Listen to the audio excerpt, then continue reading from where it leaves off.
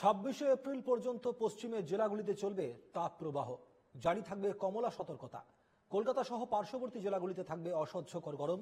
তবে 26-এর বিকেল থেকেই গাঙ্গেয় বাতাস ঢুকতে শুরু করবে রাজ্যে। 27 তারিখ থেকে গরম থেকে অস্বস্তির আশ্বাস আলিপুর আবহাওয়া দপ্তরের তরফে। 27 ও 28 এপ্রিল গাঙ্গেয় দক্ষিণবঙ্গের সমস্ত জেলা ও পশ্চিমের জেলাগুলিতে ঝড় বৃষ্টির পূর্বাভাস। 3 থেকে 5 ডিগ্রি কমতে পারে তাপমাত্রা।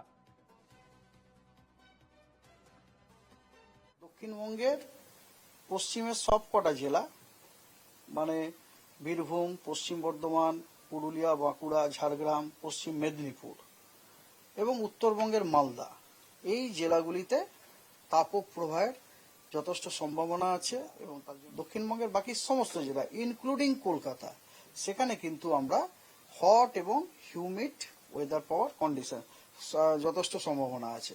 মানে শ্বাসরোধকারী একটা হাঁসফাঁস করা যে ওয়েদার, সেই ওয়েদারটা।